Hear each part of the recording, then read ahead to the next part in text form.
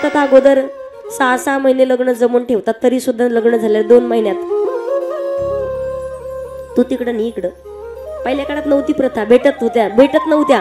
पहिल्या काळात मुलींच्या बापाला मुलाच्या बापाच्या पाठीमागं लागावं लागायचं. दादा आमची एवढी पोरगी करा ना. का? पुरी तशा होत्या, संस्कारी होत्या, सगळं काम करणाऱ्या होत्या. सासूबाईचे 2 शब्द ऐकूनही घ्यायच्या, पण कधी शब्द परत बोलत नव्हत्या. आता ऐकायचं सोडा, फक्त असं जरी म्हटली हात तांब्या इथं का ठेवला, मम्मी असं झालंय, मम्मी म्हणते पाठवते गाडी, या आपलं निघून. कशामुळे? त्यांना माहिती यांचं चुकलंय काम, यांचं राहिलंय, आडलंय काम. नाही काही कमवता आलं कमवू नका, पण लेकराला कमीत कमी संस्कार कमवा, बस एवढंच करायचं जीवनात. काही नाही केलं तरी चालतं. घरची घरं उद्ध्वस्त होतात. अहो ज्या आईनं ज्या लेकराला स्वतःच्या जीवनामध्ये मी सांगेल हाडाचं काढं रक्ताचं पाणी करून, ज्याला 1 एकर सुद्धा जमीन नाही, 1 गुंठा जमीन नाही, रोकाची रोजंदारी करून ज्या आईनं स्वतःचं पोटही भरवलंय, पोटाला चिमटा घेऊन अर्धी भाकर खाल्ली आणि लेकराचं शिक्षण केलंय. पण कधी कधी आपण पाहतोय त्याच आज आईच्या वरती वाईट परिस्थिती सुद्धा आलेली आहे. ज्या आईने शिकवलं ते आईला विचारत नाही. तुम्हाला उदाहरण सांगेल मी. एकुलता एक मुलगा होता. मुलगा 2 वर्षाचा असताना मुलाचे वडील वारले. आईनं बापाचंही कर्तव्य आणि आईचंही कर्तव्य पार पाडलं. आणि सगळ्यात नितांत प्रेम करणार एकच नातं आई वडिलाचं. लक्षात ठेवा, लिहून ठेवा. 1 दिवस तरी जा, बोलत नसाल बापाला, आईला बोलत नसाल, जा एकदा. आणि संध्याकाळी फक्त आईच्या जवळ जाऊन, बापाच्या जवळ जाऊन एकच म्हणा, आई तुझी तब्येत बरी का? आनंद वाटेल, जीवनाचं सार्थक वाटेल. बरोबरी करू शकत नाही आपण. आई त्याला म्हणतात जिनं ईदभर पोट फाडून लेकराला जन्म दिलाय, डॉक्टरांनी ते लेकरू फक्त हातात देऊ द्या. एवढं मोठं ईदभर पोट फाडलेलं दुःख एका क्षणात विसरते आणि पटकन लेकराचा पापा घेते, ती आई असते. किती उपकार फेडायचा प्रयत्न केला, उपकार फेटू शकत नाही, कधीच नाही फेडता येणार. का? एका लेकराने ठरवलं परत करायचे, आईचे उपकार फेडायचे. रोज जायचं. अगदी लहान आई वडील म्हातारे होते. आई वडिलांची काळजी घ्यायचा. आई वडिलांना उठता बसता येत नव्हतं. रोज हाताला धरून ठेवायचा, त्यांना हाताला धरून बसवायचा, सगळी काळजी घ्यायचा. पण रोज संध्याकाळी त्या आईनं एक काम करावं. संध्याकाळच्या वेळेला 1 ग्लासभर पाणी घ्यावं आणि त्या लेकराच्या अंथरुणात टाकावं. संध्याकाळी रोज नेमकी झोप लागावी आणि अंथरुणात पाणी टाकावं. 4 दिवस झाले, 5 दिवस झाले आणि 6व्या दिवशी ते लेकरू म्हणतं, आई तुला काही वाटतं की नाही, तुझी एवढी सेवा करतोय मी आणि खुशाल माझ्या अंगाच्या खाली, अंथरुणाखाली, झोपीमध्ये असताना माझ्या अंगाखाली पाणी टाकतेस. आज आईच्या मुखातून शब्द बाहेर पडतात. याच गोष्टीची वाट पाहत होते मी. याच गोष्टीची वाट पाहत होते. का? जेव्हा 5 वर्षाचा होईपर्यंत, लहान 2-3 महिन्याचा असताना पोटातनं जेव्हा तुला जन्म दिला ना, तेव्हापासनं नेमकी मला झोप लागावी आणि झोपीचा वेळ यावा आणि तू फक्त झोपीमध्ये जेव्हा लघवी करावी, माझं पूर्ण अंथरूण तू ओलं करायचा. कोरड्या अंथरुणावर तुला झोपायचे आणि ओल्या अंथरुणावर मी झोपायचे. एवढा त्रास मी सहन केलाय. वाटलं होतं त्रास सहन करशील, नाही उपकार फेडू शकत तू. वाटलं तुला मी आईचे उपकार फेडेल, पण फेडता येणार नाही कधी. हाडाचं काढं रक्ताचं पाणी करून जेव्हा मुलगा शिकवला, अधिकारी झाला मुलगा, बाहेर गावी नोकरीसाठी जाणार आहे. ज्या वेळेला आईने स्वतःच्या हातानं बॅग भरून दिली, ओवळण्यासाठी ताट केले, ऑप्शन करायचे, लेकराला वाटी लावायचंय, पण आईचे कान फक्त एकाच शब्दासाठी आतुरलेले होते की लेकरानं शेवटच्या क्षणाला एकच म्हणावं, आई तुलाही माझ्याशिवाय कोण नाही आणि मलाही तुझ्यासाठी कोण नाही, चल माझ्यासोबत मी तुला सांभाळतो. फक्त एवढं ऐकण्यासाठी आईचे कान आतुरलेले होते. पण जे लेकरू ज्याला जाण नाही, आपल्या आईनं रोज एक व्यक्तीचा बांध पाहिलाय. रोज प्रत्येकाच्या दारात जात होती, कधी भांडी घासलीत, कधी कपडे धुतलीत त्या मातेनं, नको नको ते काम केलंय, कधी लोकांचे बोलणे सुद्धा खाल्लेत. त्या माऊलीनं पावली काटे सहन केले, टोचलेले त्रास सहन केलाय. तेव्हा तर झिजून इथपर्यंत तुला आणलंय त्या आईनं. पण ते लेकरू एक पाय उंबरठ्याच्या बाहेर आहे, एक पाय उंबरठ्याच्या आतमध्ये आहे आणि ते लेकरू आईला म्हणताय, आई हात जोडून विनंती करतोय. ज्या वेळेला कॉलेजला शाळेत जात होतो ना, 5वी-6वी पासनं सगळे शाळेतली मुलं, माझे मित्र मला सगळे नाव ठेवायचे आणि मला चिडवायचे की तुझ्या आईला एक डोळा आहे. मोठ्या मोठ्या साहेब लोकांच्या, अधिकारी लोकांच्या मीटिंग मध्ये मी बसलेला असेल, एकच हात जोडून विनंती आहे फक्त की मला कधीच तू भेटायला येऊ नकोस, मला आठवण आली तर मी येईल. कानामध्ये गरम तेल होता व तशी मातीची अवस्था झाली. धरणीवरती डोंगर कोसळावा तशी माय धरणीवरती पडली. लेकरू निघून गेलाय. आईचे कान ऐकत होते पण काय ऐकावं लक्षात येत नव्हतं. डोळे पाहत होते पण काय पाहावं हेही लक्षात येत नव्हतं. जेव्हा त्या माऊलीनं स्वतः कित्येक वर्ष लुटून गेल्याच्या नंतर ज्या आईला लेकराची आठवण झाली आणि ती माता स्वतः जेव्हा आली, लेकराची आठवण झाली, स्वतः माती जेव्हा निघाली, पण त्या आईला माहित होतं लेकरू म्हटले आई भेटायला येऊ नको. भिकारणीचं रूप धारण केलं त्या मातेनं. मागण्याच्या तरी उद्देशानं जाईल आणि लेकराचं तोंड तरी एकदा पाहून येईल, मनाला शांती लाभल. भिकारणीचं रूप धारण केलं. ती माता जेव्हा आली आहे, अधिकारी लोकांच्या मीटिंग मध्ये बसलेला होता स्वतःचा मुलगा. गेटवरती कोणीतरी भिकारी आलाय म्हणून ते लेकरू धावत पडत तो मुलगा बाहेर आला. गेटवरती उभा आहे. पाठीमागच्या खिशातून पॉकेट काढलं आणि 1 रुपयाचं नाणं त्या टोकऱ्यात टाकलं. ज्या मातेनं पैसे कमवण्याची अक्कल दिली ना, ज्या मातेमुळे आज पैसे खिशात आहे, त्या आईच्या टोकऱ्यात 1 रुपयाचं नाणं टाकलं. 1 रुपयाचं. काय म्हणत असेल आईचं अंतकरण. आणि जात असताना जेव्हा आईच्या चेहऱ्याकडे नजर गेली, आईच्या तोंडाकडे नजर गेली, त्यावेळेला ते लेकरू म्हणतं, त्याला ओळखायला आली स्वतःची आई आहे. आनंद नाही झाला ते लेकराला. त्या लेकराला दुःख झालं. केसाला धरून फरफटत ओढत आणलं त्या मातेला. ज्या ओठानं पापा घेतला ना, त्या ओठावरती बुक्क्या घालत होता. ज्या मांडीवरती त्या लेकराला झोपवलं, त्या मांडीवरती लाथा घालत होता. ओठातनं रक्त येत आहे. ती मातेनं हात जोडला. माता म्हणते, लेकरा नको मारू रे, नको मारू लेका, तुला पाहण्यासाठी आले होते फक्त. तुला पावसं वाटलंय, माझ्या पोटचा गोळा आहेस तू, नको सांभाळू मला. शेवटचे 2 शब्द आनंदाचे तुझे ऐकायचे होते, पण असो माझा तुला तिरस्कार असेल, पण तरी सुद्धा देवाला माझी प्रार्थना आहे की देवा माझ्या लेकराला आनंदात आणि सुखात ठेव. एवढा त्रास देऊन सुद्धा जी आई सांगते ना की माझ्या लेकराला आनंदात ठेव, ती फक्त आईच म्हणू शकते, दुसरं कोणी नाही. जी माता गावाकडे आलीये, दरवाजा बंद करून घेतलाय, तिथपर्यंत बसली. काही कालांतरानं आईचा श्राप त्या लेकराला लागला. नोकरी गेली त्याची. गावाकडे आला, आईची आठवण झाली त्याला. शेजारच्या काकूला विचारलं, काकू माझी आई पाहिली का? 4 महिने झालं पोरा तुझी आई घराच्या बाहेर नाही आली. शेजारली विचारा, मावशी माझी आई पाहिली का हो? 4 महिने झालं पोरा तुझी आई घराच्या बाहेर नाही आली, दरवाजा बंद आहे.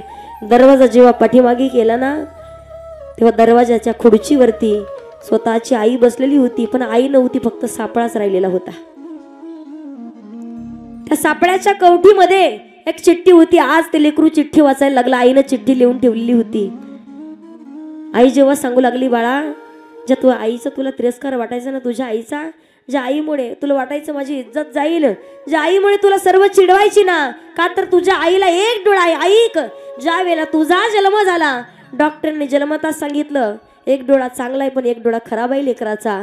तुला भविष्यात कोणी तिरस्कार करू नये, तुला कोणी वाईट बोलू नये, तुझा तिरस्कार होऊ नये म्हणून डॉक्टर साहेबांना सांगितलं, डॉक्टर माझं सर्वस्व, माझं स्वप्न म्हणजे माझा मुलगा आहे, माझा 1 डोळा काढा आणि माझ्या लेकराला बसवा. माझा डोळा काढून तुला बसवला होता म्हणून मला 1 डोळा होता. देवघरात गेला, स्वतःच्या आईचा फोटो घेतला.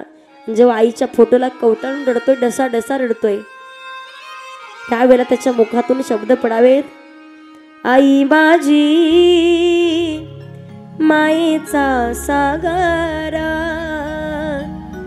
दिला तिने जीवनाकार. एवढे श्रद्धावान लोक आहेत या जगामध्ये.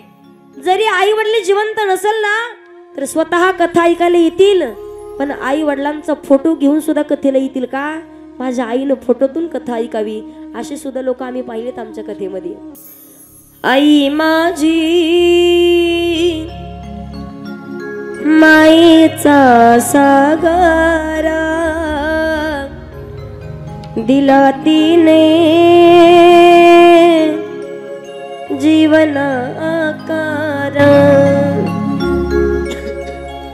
आणि एकच सांगायचे पहा, स्वतःचं अंतःकरण मोकळं करण्यासाठी फक्त आई वडील हेच ठिकाण असतं. पहा, जगाच्या समोर कितीही रडण्याचा प्रयत्न करा, किती सांगण्याचा प्रयत्न करा, जगाचा नियम आहे, जगाची रीत आहे. लोक रडून ऐकतात पण जगाला हसून सांगतात. त्याच गोष्टीचं भांडवल करतात लोक. डोळ्यातल्या पाण्याची किंमत जगाला नाही कळणार, लोकाला नाही कळणार, माणसाला नाही कळणार, जगाच्या मालकाला कळण्याशिवाय राहत नाही. एकदा का आईवडील निघून गेले, देवाशिवाय दुसरं कोणच नाही. रडायचं असेल देवाच्या समोर रडा, देवाला कळेल तुमच्या डोळ्यातल्या पाण्याची किंमत. माणसाला कधीच कळू शकत नाही, कधीच नाही कळणार. कारण आपण पाहिलं खरी वेळ आली होती माणसावरती कोरोनाच्या कालावधीमध्ये. आणि जेव्हा मी सांगू का धरणीवरती पाप होत असतं, धरणीवरती अगदी पापाचा बोजा जास्त होतो. जेव्हा पाप वाढतं तेव्हा भगवान परमात्मा अगदी काहीतरी मोठ्या मोठ्या रोगराई नष्ट करण्यासाठी मोठ्या मोठ्या रोग पाठवतात. पहा, कधी पहिल्या काळामध्ये रोग होता, रगत पिती म्हणतात त्याला. पहिल्या काळात रोग होता, त्याच्यानंतर तो रोग गेला ना. आपण विश्वास देऊ शकतो आपल्या काळातला रोग म्हणजे कोरोना. कोरोनाच्या काळातले आपण आहेत. त्यावेळेला कळलं माणसाचं जीवन काय आहे. तर आता आहे 5 मिनिटांनी असू की नाही सांगता येत नाही. 10-10, 15-15 जण एका परिवारात होते, पण तरी सुद्धा जवळ कोणीच राहत नव्हतं. माणसाला जीवनात कोणीच नसल्यासारखा भास होत होता. पाहुणे रावळे जर जवळची माणसं असतील कुठं पुणे मुंबई या ठिकाणी, गावाकडे घेत सुद्धा नव्हते घरात, त्यांना शेतात ठेवायचे. त्यावेळेला कळाली माणसाला किंमत. पण एवढ्या महामारीतून सुद्धा जर मी सांगू, ते तोंडाला मास्क असतं कोणाच्या माहिती, मुस्क असतं. मुस्क जनावराच्या तोंडाला असतं, बैलाच्या तोंडाला असतं, बकरीच्या तोंडाला असतं मुस्क. कशामुळं? इथं तिथं तोंड घालू नये म्हणून. पण आपली सुद्धा व्यवस्था अशी झाली होती कोरोनाच्या काळात, आपल्याला मास्क लावावं लागले, मुस्क लावावं लागले आपल्याला. पण तरी सुद्धा माणसाला समजलं नेमकं कशासाठी काय. तेव्हा माणसाला किंमत कळाली. माणूस भक्त म्हणायचा, बहीण कुणाची भाऊ कुणाचा,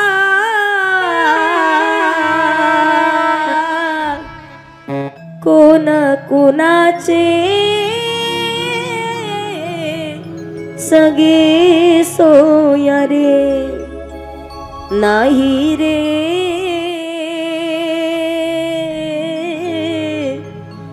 नाही कुणाचे कोणी, नाही रे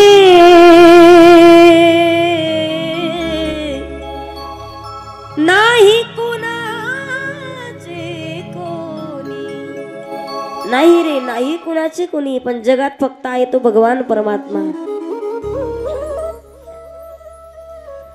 जेव्हा रुक्मिणी आईसाहेबांचा विवाह सोहळा पार पडलेला आहे, कथेला आपण पुढे घेऊन जाणार आहे, पण त्या अगोदर भगवान परमात्माची पहिली संतान आणि त्या पहिल्या संतानीचं वर्णन केलं जातं. रुक्मिणी आईसाहेब जेव्हा द्वारकेची महाराणी झाल्या तेव्हा आनंदामध्ये काही दिवस गेले आणि देवाला पहिली संतान झाली. त्या पहिली संतान रुक्मिणी आईसाहेबांची देवाची पहिली संतान आहे, त्याचं नाव प्रद्युम्न.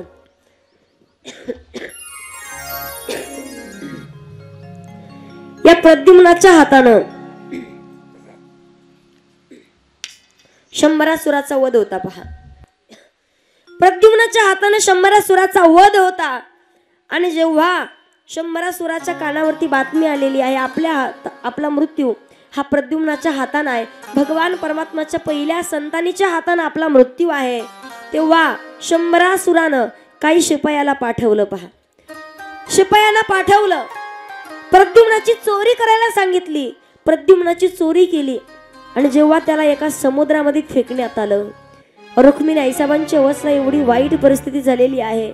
रुक्मिणी आईसाहेब स्वतःच्या मुलाला पाहतायत, पहिली संतान झालीये आणि जे लेकरू ज्या मातेपासून जवळ नाही, गल्लीमध्ये 2 वर्षाचं 3 वर्षाचं लेकरू असू द्या, लेकरू शाळेतनं लवकर घरी नाही आलं, 10-15 मिनिट जर उशीर झाला तर आईचा अगदी जीव काळीच धडधड करतं. पहा, का?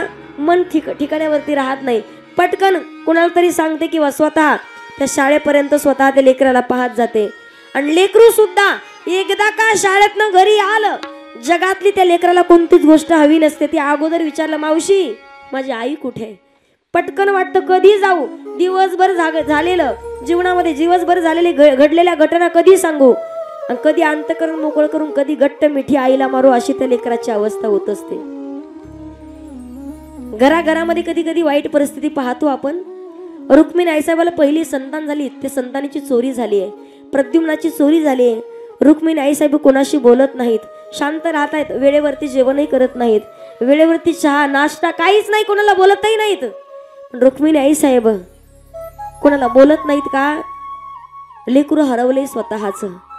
ज्या लेकराला 9 महिने 9 दिवस पोटामध्ये सांभाळणे, तो गोळा स्वतःच्या जवळ नाही, किती मोठं दुःख असेल सांगा बरं. घराघरात वाईट परिस्थिती सध्याच्या काळात. लेकरू जर लवकर नाही झाला तरी सुद्धा त्रास चालू होतो का? दुसरी पत्नी करून देण्यात येते लेकरू जर लवकर नाही झालं तर. मी तुम्हाला सांगेल पहा, हे ज्या गोष्टी असतात ना, अन्न मान धन, हे तो प्रारब्ध आधीन आपल्या नशिबाने आपल्याला भेटत असतात. त्या गोष्टी आपण कितीही बोलण्याचा प्रयत्न केला आणि किती आपण डावलण्याचा प्रयत्न केला, आपण स्वतःचं नशीब प्रारब्ध कधीच बदलू शकत नाही. सगळ्या गोष्टी बदलता येतील आणि नशीब आपलं प्रारब्ध ही अवलंबून असतं कधी आपल्या कर्मावरून. कर्म चांगलं असेल तर आपलं आयुष्य चांगलं असतं, कर्मच वाईट असेल तर आयुष्य सुद्धा बिघडून जातं. पहा, मला सांगायचंय, चांगलं कर्म करा माणसानं जीवनात. चांगलं कर्म करा. या हातानं कर्म केलं या हातानं फेडावं लागतं. तुम्हाला उदाहरण सांगते. आत्ताचा हिशोब आत्ताच चुकवावा लागतो पहा. कारण एक हॉटेल होतं, हॉटेलवरती पाटी लिहिलेली होती, पोटभर जेवण करा, पोटभर जेवण करा, तुमचं बिल तुमच्या पूर्वजांकडून घेण्यात येईल. काय सांगण्यात आलं? पोटभर जेवा, तुमचं बिल तुमच्या पूर्वजांकडून घेण्यात येईल. 2-4 आले म्हणे, वा मस्त पाटी म्हणे, काहीच अडचण नाही. सगळेजण आले, फुकटात होतं म्हणून एवढं खाल्लं त्यानं. बिल झालं 2000 बिल झालं. काउंटरवरती जो व्यक्ती बसला होता हॉटेलचा मालक, तो म्हणे चला 2000ची पावती. आहो म्हणे, ती बोर्ड वाचलं का तुम्ही? म्हणे तुम्ही सांगितलं काय? पूर्वजांकडून बिल घेण्यात येईल. पण ते म्हणे बरोबर आहे तुमचं, पूर्वजांकडून घेण्यात येईल. पूर्वज खाऊन गेलेत म्हणे तुमचे, ते बिल तुमच्याकडून घ्यायचंय. पण तुमचे नातू पंतू खाऊन गेलेत आणि ते बिल आता तुमच्याकडून घेण्यात येईल. माणसाला हिशोब केला तर स्वतःचा हिशोब स्वतःला चुकावं लागतं. म्हणून सांस रुक जाएगी चलते चलते, शम्मा बुझ जाएगी जलते जलते, दम निकल जाएगा रोशनी का,